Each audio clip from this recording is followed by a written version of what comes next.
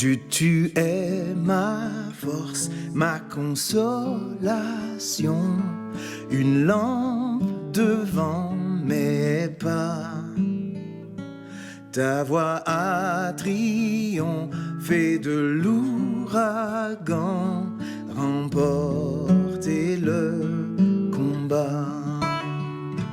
Tu m'offres chaque jour ton infaillible amour, toi qui as fixé le cours des étoiles, sois mon encre, sois ma voile.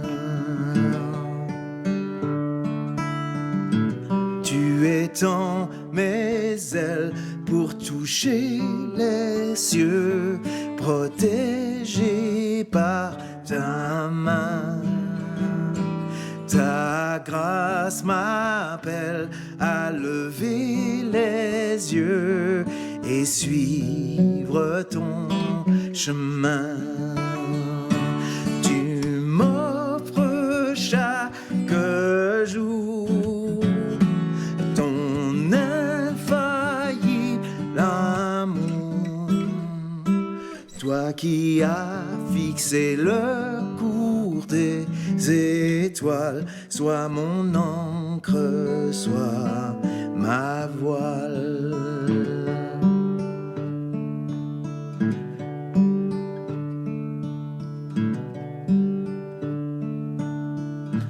Ta miséricorde coule de la croix, ton sang m'a racheté.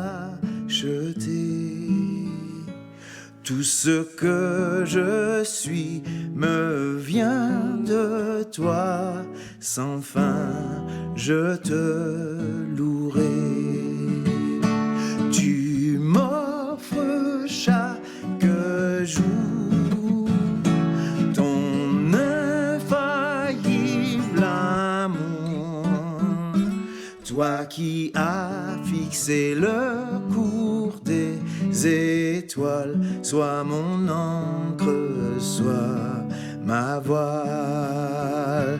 Tu m'offres chaque jour ton infaillible amour, toi qui as fixé le cours des étoiles, sois mon encre, sois ma voile.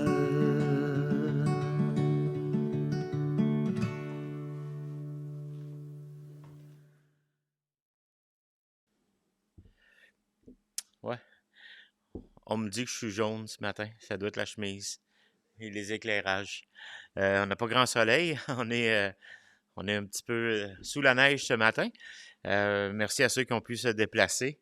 Merci. Je ne sais pas si c'est le bon mot, mais vous avez eu un peu de courage pour certains qui ont parti plus loin. Pour les autres qui sont en ligne, on vous souhaite un bon matin, un bon dimanche, ou peu importe, si vous l'écoutez à un autre moment de la semaine, c'est toujours, vous êtes toujours les bienvenus à nous écouter, à réécouter aussi. Parfois, on veut entendre un bout qu'on a manqué parce qu'on dormait, puis je vise pas personne. Mais tout ça pour dire que parfois, c'est utile de l'avoir. On l'a sur le Facebook Live, mais aussi se retrouve ensuite sur YouTube, notre chaîne Église du Havre Gaspé. Vous pouvez aller voir là aussi. Donc, si jamais ça vous arrive et vous voulez aller les voir, vous avez les archives. De temps en temps, on fait un peu de ménage pour essayer de les grouper par message, par type de série, puis tout ça. On est toujours dans notre série sur Jésus est plus que tout, c'est-à-dire l'épître aux Hébreux. Et au travers de cette épître-là, l'auteur veut nous montrer que Jésus vaut plus que tout. Jésus est plus que tout. Puis sans Jésus, il n'y a rien. L'ancienne alliance, ce qui nous avait été, les alliances qui ont été faites avec, que ce soit avec Noé, Adam, mais surtout Abraham, puis même la loi, tout ça était l'ombre des choses à venir. Non pas que c'est plus bon, c'est plus actuel, puis il n'y a plus rien à faire avec ça, puis on jette tout ça. mais ça, c'est l'ombre des choses à venir et Christ l'a accompli. La loi était là pour nous montrer qu'on avait besoin d'un sauveur. On avait besoin de quelqu'un qui serait plus que la loi, qui valait plus que la loi, puis qui répondrait aux critères de la loi. Et Hébreu, qui nous présente cette nouvelle alliance en Christ, cette nouvelle alliance dont on appelle aussi les livres du Nouveau Testament, qui sont souvent un peu comparés à cette nouvelle alliance, bien, nous montre que Jésus est au-dessus de toute chose, puis que par lui, on a cet accès auprès de Dieu, puis on a ce privilège de pouvoir parler à Dieu comme on peut lui chanter, le louer et s'approcher de lui. Ce matin, on est rendu dans Hébreux chapitre 2, versets 14 à 18. C'est le deuxième de deux d'une courte série dans une série, mais qui a le même thème, c'est-à-dire Jésus, notre secours. Au fil des siècles, plusieurs personnages se sont présentés comme pouvant être des liens entre les dieux et l'être humain, entre un certain Dieu ou des certains dieux et l'humanité. Mais ces personnages-là, c'était quoi leur réel pouvoir?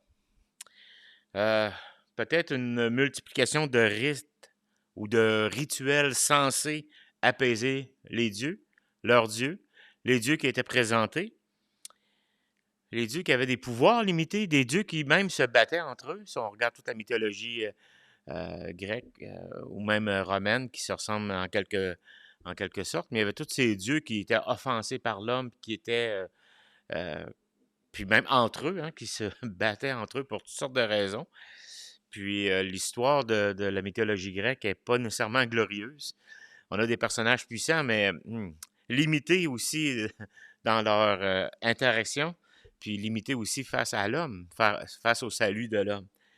La Bible, elle, se présente et présente surtout le Dieu de l'univers.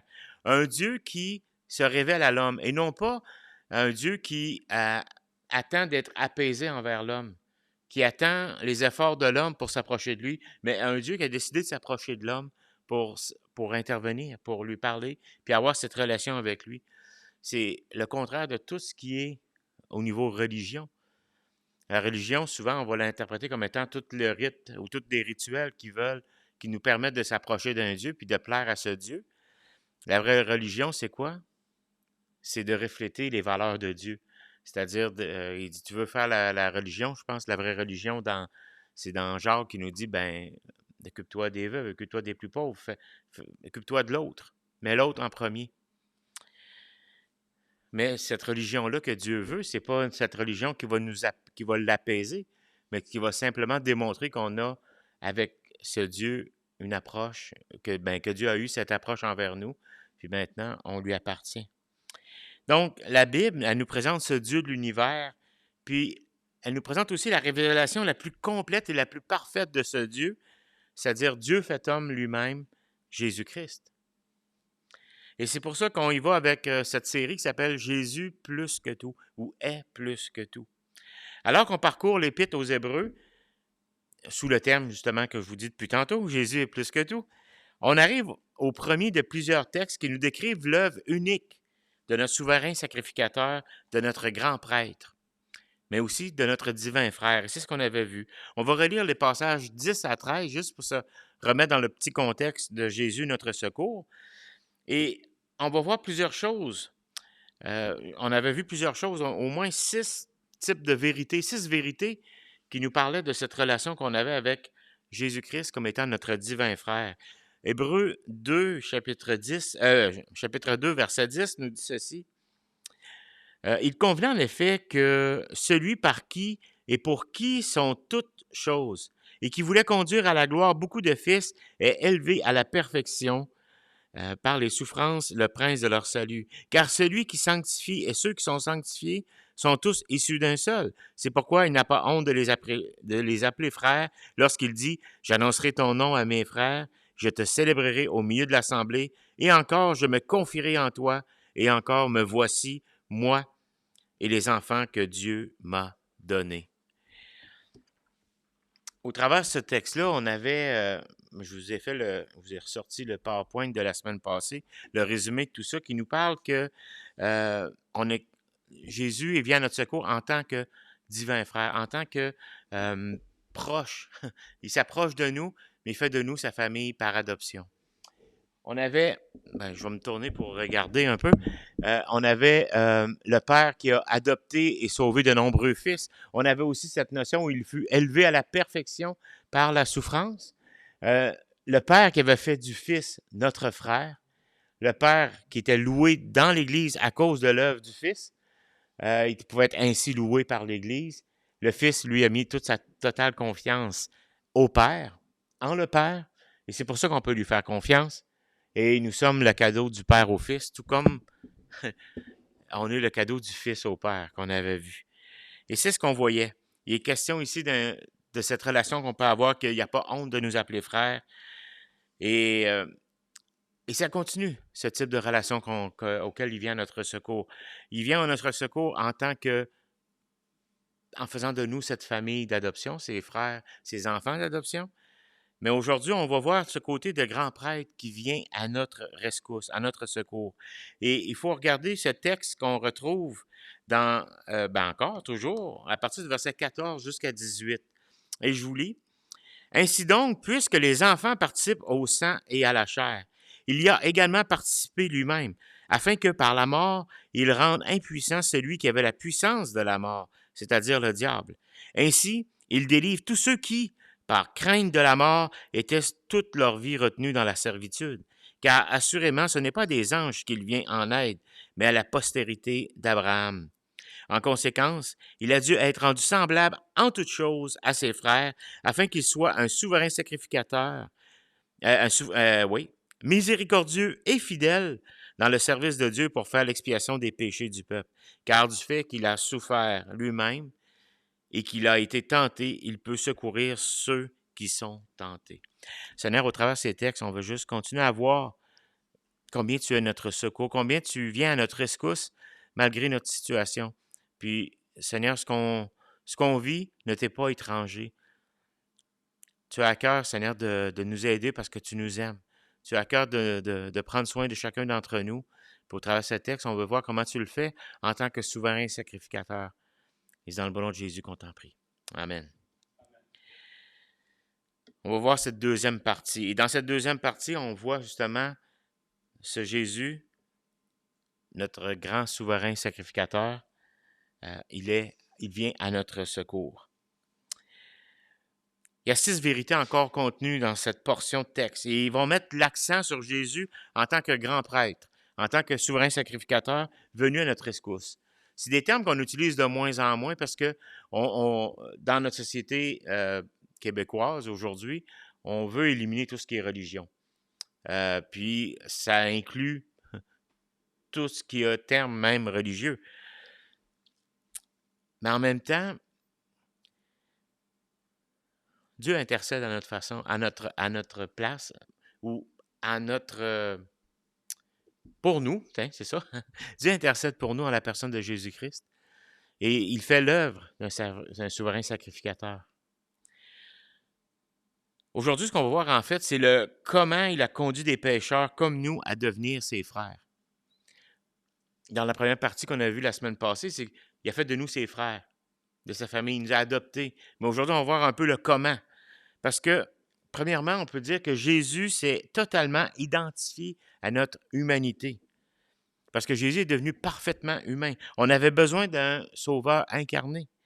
Parce que si on n'avait pas un sauveur qui s'incarnait, si on n'avait pas un Dieu qui venait en chair et en os, en quelque sorte, on devrait continuer encore des rituels.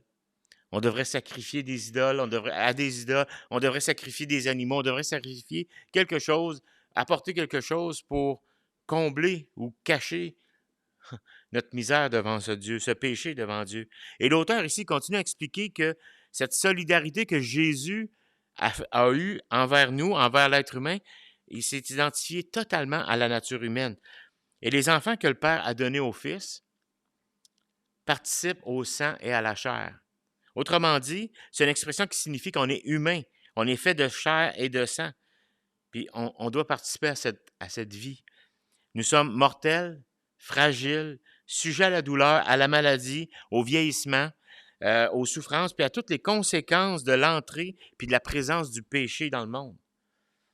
Tout ce que je vous ai dit tantôt, ce sont toutes des choses que il n'y a pas personne d'entre nous qui va y échapper. Tu sais, la mort, la fragilité, la douleur, la maladie, le vieillissement, les souffrances, ce sont toutes des conséquences du péché. Peut-être pas les conséquences d'un péché direct qu'on va commettre, mais la conséquence du péché qui est entré dans le monde. Cette détérioration qui a commencé dans le monde à cause du péché. Christ, lui, a revêtu notre nature et s'est incarné. Et avant cette naissance, avant cette incarnation, il n'était pas fait de chair et de sang. Mais dans Jean 1,14, on peut lire ceci. Et la parole, en parlant de Jésus, et la parole a été faite chair et elle a habité parmi nous, pleine de grâce et de vérité, et nous avons contemplé sa gloire, une gloire comme la gloire du Fils unique venu du Père. La parole a été faite chair. Avant ça, Jésus n'avait pas cette notion de la chair, c'est-à-dire soumis à une forme de péché, soumis à un vieillissement, soumis à ces choses-là. Mais il a participé à notre nature, mais lui, sans péché. Son incarnation démontre qu'il était sensible à notre état de pécheur perdu, éloigné de Dieu, de nos égarements, de nos souffrances, de nos questionnements. Il a participé à tout ça. Il n'est pas demeuré au ciel en envoyant un intermédiaire. Il n'a pas dit, suivez tel prêtre avec ses enseignements, puis vous allez peut-être vous en tirer si vous en faites assez de bon. Non, il s'est identifié à notre humanité, il a pris un corps comme le nôtre. Il a revêtu notre nature dans le but de souffrir à notre place, dans le but de revêtir, pour que nous, on puisse revêtir la nature divine, qui, elle, n'était pas nôtre. Et cette nature divine qui nous a donnée, elle est pas, c'est comme le maintenant, mais pas encore. Vous connaissez un peu l'expression? C'est-à-dire que maintenant, en Christ, on est assis dans les lieux célestes. Il y a des passages qui nous disent des choses comme ça. Oui, maintenant, mais pas encore. Comprenez? C'est-à-dire que l'accomplissement va se faire dans quelques instants, dans quelques moments, quand Christ va revenir ou quand Dieu va tous nous réunir dans sa présence. Mais pour l'instant, oui, la promesse, ça s'applique, mais pas encore dans la réalité. Donc, oui, mais le maintenant, mais pas encore. Donc, nous sommes rendus souvent, comme Paul, il va écrire aux croyants, il va dire aux saints. Il n'est pas en train de dire qu'ils sont saints, qu'ils sont sans péché, qu'ils sont purs et sans tache. Ils sont sanctifiés en Christ. Maintenant, ils sont saints, mais pas encore dans la pratique, pas encore dans leur état final. Je suis immortel, on peut dire ça, parce que Dieu nous donne la vie éternelle. Maintenant, j'ai la vie éternelle, mais pas encore. Je ne le vis pas encore présentement parce que mon corps continue de se détériorer. Puis ça, c'est correct. Vous n'avez pas besoin de... Vous pouvez me croire sur parole.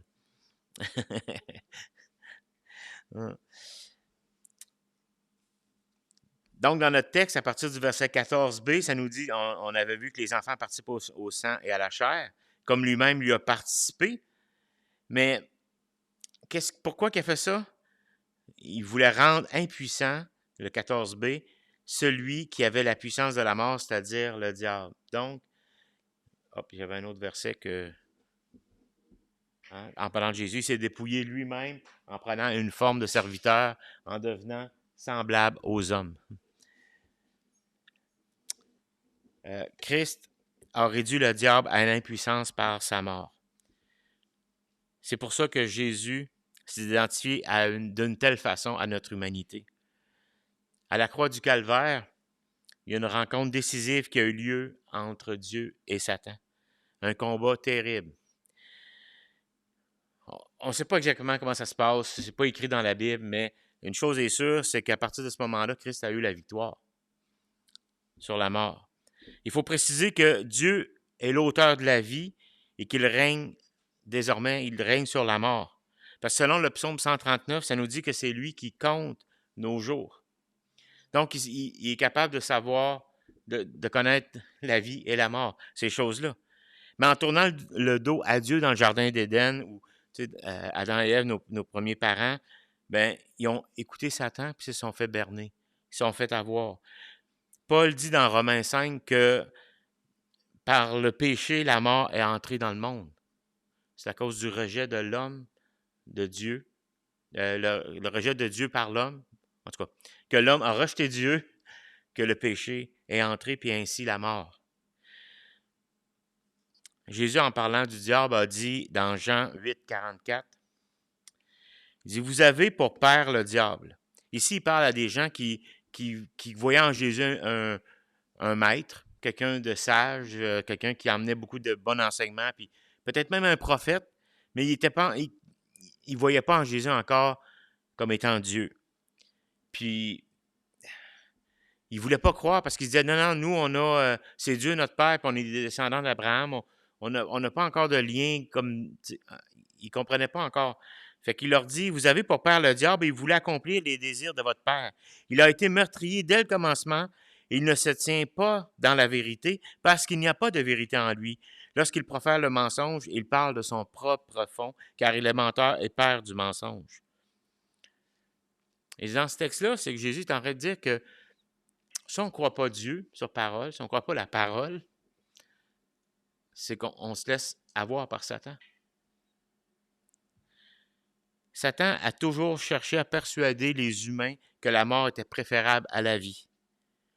Et c'est d'ailleurs ce que le suicide propose. Le suicide nous propose que la mort est préférable à la vie. La mort est préférable à la situation dans laquelle tu es à ce moment-là. Bon, il y a plein de campagnes qui nous disent que le suicide n'est pas une solution, puis je vais vous dire exactement la même chose aussi. Donc, si jamais c'est des choses que vous pensez, parlez-en. Je prends jaser avec vous autres. Mais Satan fait la même chose. Il essaie de persuader les êtres humains que la mort est préférable à la vie. Oui, mais il n'appelle pas ça la mort. Il nous détourne du Créateur. L'être humain est tombé au pouvoir de la mort en se détournant justement du Créateur. En cédant au diable, il est tombé sous la domination du diable.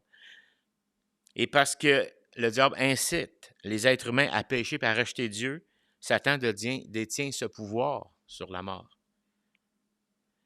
On peut minimiser l'existence de Satan et son pouvoir en le voyant un peu comme un personnage de bande dessinée.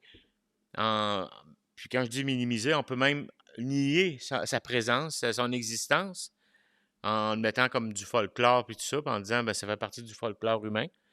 Puis lui, il ne viendra pas astiner là-dessus. Là.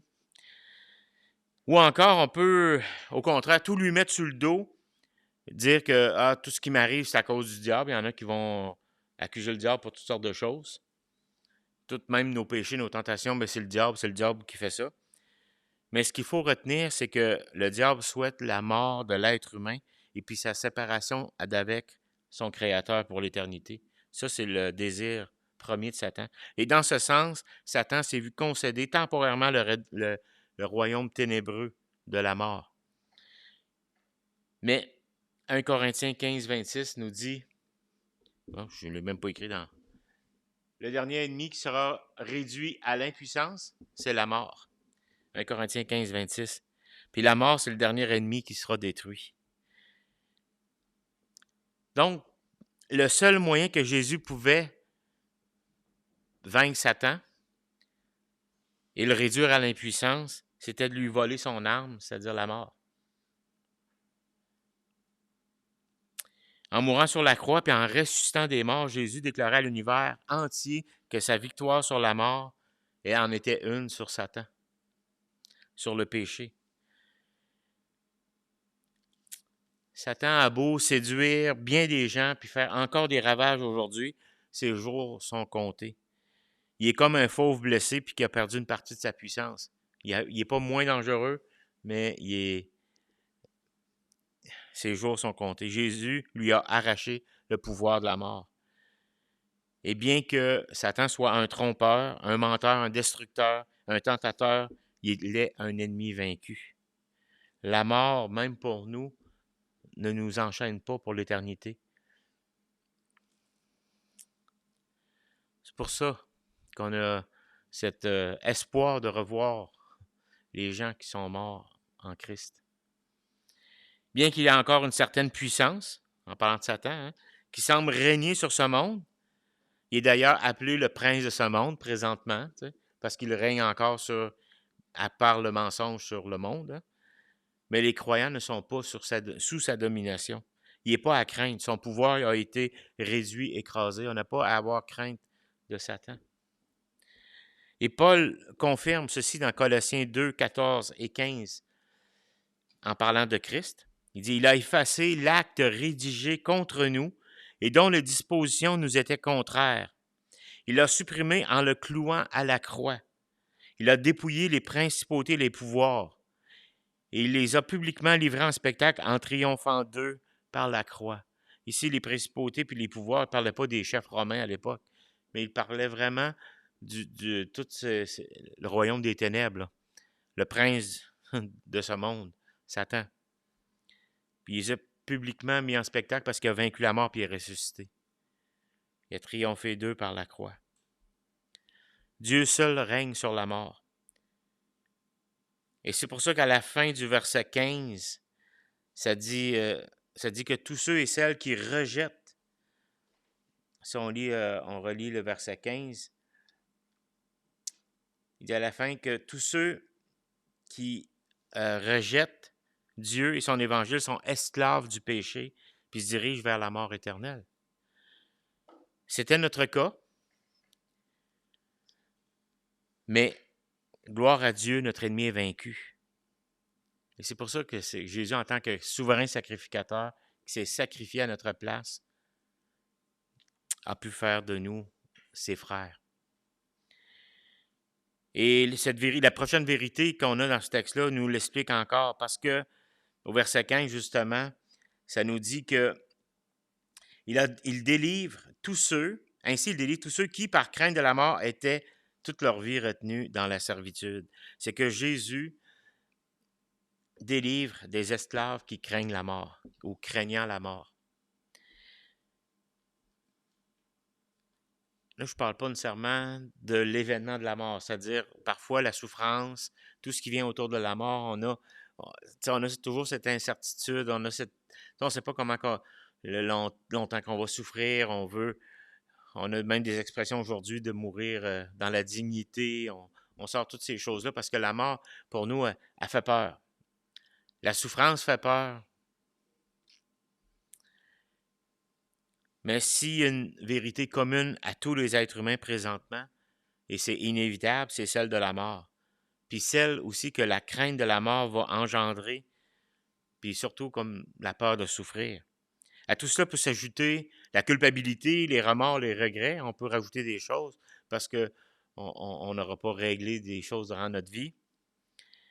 Mais la crainte de la mort ne se manifeste pas toujours de la même façon chez tous les individus. Il y a des gens qui ont pratiquement, en tout cas, ils vivent comme s'il n'y avait pas de crainte de la mort et tout ça. Chez certaines personnes, on peut dire que c'est la crainte de la seconde mort, c'est-à-dire le jugement de Dieu. Ils ont peur du jugement de Dieu, ils ont peur de se faire face, ils ont peur de l'au-delà, en ne sachant pas, en espérant qu'ils en ont assez pour que leur compte, que ce soit plus pesant d'un bord de la balance que de l'autre. Aussi longtemps que quelqu'un demeure sous la domination du péché, il va être retenu toute sa vie dans l'esclavage du péché, dans la crainte de la mort. L'esclavage du péché, on a cette tendance de se voir attaché, puis quelqu'un qui nous fouette, puis on est obligé de faire le mal. On est esclave du péché. On a cette image-là, tu es obligé d'obéir. Mais l'esclave du péché, c'est de ne pas avoir cet espoir d'être délivré, de vivre comme enchaîné face à la culpabilité, face au péché, puis faire que ce péché-là te sépare de Dieu.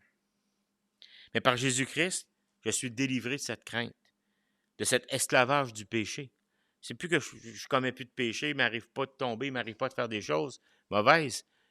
Mais je sais que Christ m'en a délivré, puis je peux m'en remettre à lui à chaque moment. Il me donne la paix devant la mort. Ça ne veut pas dire que j'aime la souffrance avant, là. Mais la paix devant la mort. Jésus n'aurait jamais pu expérimenter la mort s'il n'avait pas revêtu la chair et le sang, comme le texte le dit au début. Et par sa mort, ça dit que notre mort physique a perdu son aiguillon ou son dard. Ça, on voit ça dans 1 Corinthiens 15, 55. Ô mort, où est ton aiguillon? Où est ton dard? Tu sais? La mort ne peut plus te mordre, ne peut plus t'enchaîner pour l'éternité. Et Jésus, par sa mort, est venu non pas secourir des anges, mais des croyants. Il y a une drôle de vérité, c'est une autre vérité, puis il l'avait mentionné au verset 5, en disant que la domination du monde n'a pas été donnée aux anges. Puis il n'est pas venu non plus les secourir, parce que les anges ont cet accès auprès de Dieu. Ils sont des spectateurs du secours de Dieu envers nous, des humains pécheurs. C'est pourquoi Jésus n'a pas revêtu une forme angélique. Il n'est pas arrivé en étant une créature céleste, qu'on ne pouvait pas toucher, qu'on ne pouvait pas, tellement au-dessus de nous que... Non, il s'est fait homme. Il est devenu un homme en venant en aide à qui? À la descendance d'Abraham. Par la foi, on est des descendants d'Abraham. Il est notre ancêtre spirituel. Puis ceux qui veulent un peu plus en savoir sur ce sujet-là, vous pouvez lire Romains 4, qui nous parle qu'on est de la descendance d'Abraham. Tous ceux qui, par la foi, mettent la foi en Jésus-Christ, ils deviennent descendants d'Abraham. Puis on fait partie de cette promesse que Dieu avait faite à Abraham en disant, en toi, il va y avoir comme des générations, puis des milliers de croyants qui vont faire partie de ta génération. Et à ce moment-là, Abraham n'avait pas encore de fils. Il est notre ancêtre spirituel pour tous ceux qui croient. Jésus nous a ainsi pris en charge. Il s'est occupé de nous en venant à notre rescousse, non pas à celle des anges, mais à ceux qui ont besoin d'être secourus. Les anges, c'était des serviteurs, puis des serviteurs qui étaient auprès de Dieu. Mais nous, les êtres humains, Jésus avait besoin de devenir comme nous. Et c'est ce que nous dit le verset 16. Car assurément, ce n'est pas des anges qu'il vient en aide, mais à la postérité d'Abraham. Puis ici, on parle, comme je vous disais, c'est pas nécessairement des Juifs, là. On parle de ceux qui parlent la foi. Et Romains, comme je vous disais, Romains 4 explique tout cela. Fait que s'il y en a qui prennent des notes et qui veulent aller relire Romains 4, entre autres, c'est ce que ça nous explique. Verset 17, ça nous dit en conséquence, il a dû être rendu semblable en toutes choses à ses frères, ce qu'on avait vu la semaine passée, il avait fait de nous ses frères, afin qu'il soit un souverain sacrificateur miséricordieux et fidèle dans le service de Dieu pour faire le service de Dieu, dans le service de Dieu pour faire l'expiation des péchés du peuple. Jésus est miséricordieux et fidèle. C'est comme... On a l'impression que c'est nous qui devons être fidèles à Dieu. Miséricordieux, on peut comprendre que cette miséricorde vient de lui, mais il est fidèle. Mais il est fidèle à qui, à quoi? Mais pour la première fois dans sa lettre, l'auteur introduit le sujet de la prêtrise en disant qu'il devient un souverain sacrificateur, un sacerdoce de Christ. Mais il nous dit qu'il est notre souverain sacrificateur, notre grand prêtre qui a ouvert le chemin, l'accès dans la présence de Dieu le Père, puis c'est offert de plein gré en sacrifice pour nous. Il nous représente auprès de Dieu, il est notre avocat, il est notre médiateur, et on a tous accès à sa présence. Peu importe où nous sommes, et aucun autre être humain ne peut nous servir de prêtre. Quand je fais mes impôts, quand il y a une cause, parce que je suis pasteur, il faut que... c'est quoi fonction prêtre? Puis je me sens imposteur de marquer ces choses-là. Je ne suis pas votre prêtre. C'est pas par moi que vous allez avoir un accès auprès de Dieu.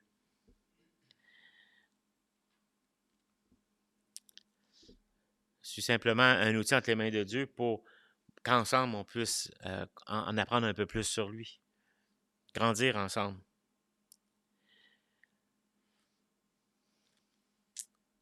Pour devenir notre grand prêtre, il devait s'identifier totalement à nous en devenant un homme.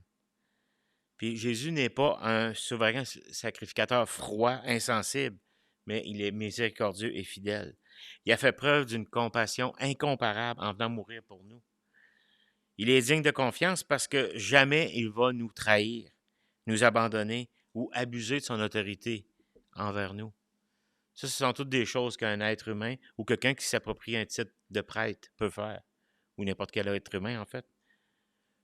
Mais lui, jamais qu'il va abuser, qu'il va nous abandonner, qu'il va nous trahir. Il est fidèle. Donc, Jésus est à la fois mon divin frère et mon grand prêtre, mon souverain sacrificateur, celui qui est l'intermédiaire, qui est celui qui m'emmène à Dieu. Et le verset 18 nous dit, « Car du fait qu'il a souffert lui-même et qu'il a été tenté, il peut secourir ceux qui sont tentés. » Souvent, on a cette tendance en tant qu'être humain à aller vers des gens qui ont vécu ou qui vont vivre les mêmes épreuves que nous. Pourquoi? On se sent compris, on se sent écouté, on sent que ces personnes-là ont de la compassion, puis qui nous comprennent, puis qu'on peut le dire les choses, puis en tout cas, il y a comme une connexion comme ça qui va se faire. Et Jésus, c'est la même chose. Il s'est fait homme, il a connu la tentation. Et lorsqu'on lit le récit dans le récit de ses souffrances, dans les évangiles, on peut dire qu'on voit sa faim, sa soif, ses larmes, sa fatigue.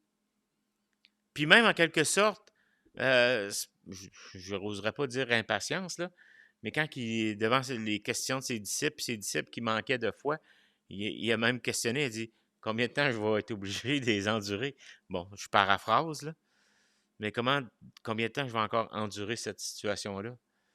Jésus avait les mêmes...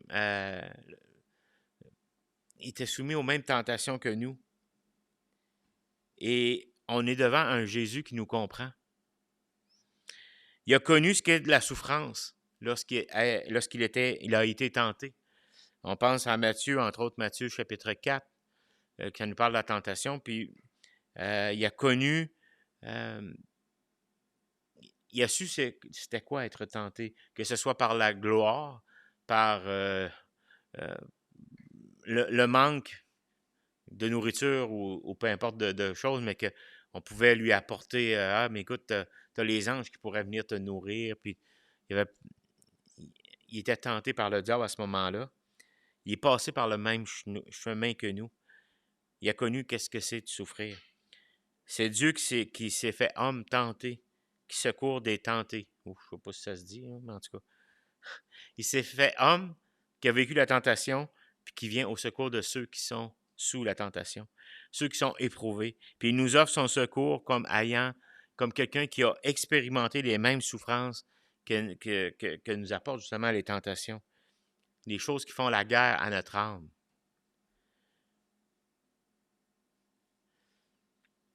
On peut se poser la question, comment Jésus, qui n'a jamais péché, peut-il secourir ceux qui sont tentés et qui, eux, péchent? Être tenté est une chose, mais succomber à la tentation en est une autre. Christ a subi les tentations, mais il n'a jamais succombé à la tentation. Il a toujours dit non jusqu'à ce que ces tentations meurent d'elles-mêmes. Et il a été tenté au-delà de toute mesure. Parce qu'il avait le pouvoir d'éliminer la tentation. Vous vous rappelez, dans le jardin de Gethsémani, c'est les derniers instants avant qu'il s'en aille vers la croix, vers son procès illégal, vers la croix injustement. Et il luttait dans son corps face à la souffrance en se disant « Non pas ma volonté, mais ta volonté au Père. » Parce qu'en tant qu'être humain, il n'avait pas le goût de souffrir. Il s'en allait pas, il gambadait pas gaiement vers la croix, là. Pour lui, c'était, le cas de le dire, un chemin de croix.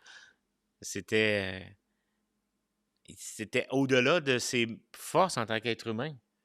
Il s'en est remis au Père. Je remets mon esprit entre tes mains. Et c'est pour ça qu'il peut nous secourir dans les tentations. Parce qu'il les a subis jusqu'à les vaincre. Si vous êtes toujours dans Hébreu, allez à Hébreu 4, 15, qui résume un peu la finalité de tout ça. On peut même lire 14 jusqu'à 16. ça pourrait être ta conclusion ce matin. Ça nous dit ceci, Hébreux 4, 14. Ainsi, puisque nous avons un grand souverain sacrificateur qui a traversé les cieux, Jésus, le Fils de Dieu, demeurons fermes dans la foi que nous professons. Car nous n'avons pas un souverain sacrificateur qui ne puisse compatir à nos faiblesses. Au contraire, il a été tenté comme nous en toutes choses, sans commettre de péché. Approchons-nous donc avec assurance du trône de la grâce, afin d'obtenir miséricorde et de trouver grâce pour être secourus dans nos besoins. Notre bien-aimé sacrificateur et divin frère est sensible à ce que chacun d'entre nous, on vit. Il est venu s'identifier à notre humanité. Il a payé notre dette, il a vaincu Satan par sa mort. Il nous a délivrés de la crainte de la mort. Il nous a secourus plutôt que nous, en tant qu'êtres humains, plutôt que venir faire devant les anges puis démontrer sa puissance simplement. Il a ouvert l'accès éternellement auprès de Dieu. Il nous secourt dans nos tentations actuelles. C'est un sauveur merveilleux que je possède. Il est parfaitement digne de ta confiance. Et on peut s'approcher de lui avec assurance pour obtenir miséricorde et secours opportun, dans les moments opportuns. Je pourrais même dire en tout temps. Terminons par la prière. Merci Seigneur d'être venu jusqu'à nous. Tu as quitté, comme un des chants qu'on entend des fois, tu as quitté la gloire de ton ciel pour venir sur cette terre. Pour subir la faiblesse, pour subir les conséquences du péché dans un corps humain. Toi qui n'as point connu le péché, toi qui n'as point commis de péché, tu as été fait péché pour nous. Tu as souffert justement cette mort, l'injustice, cette mort qui nous était réservée. Maintenant, tous ceux qui croient, qui mettent leur foi en toi, Seigneur, on a ce privilège de maintenant faire partie de ta famille. Tu n'as point honte de nous appeler frères. Et en plus, tu as fait tout ça parce que tu nous aimais. Tu as accompli justement ce rôle de sacrificateur pour nous. Seigneur, ce ne sont pas toujours des paroles populaires aujourd'hui, mais elles demeurent tellement actuelles. On a tellement besoin d'un sauveur.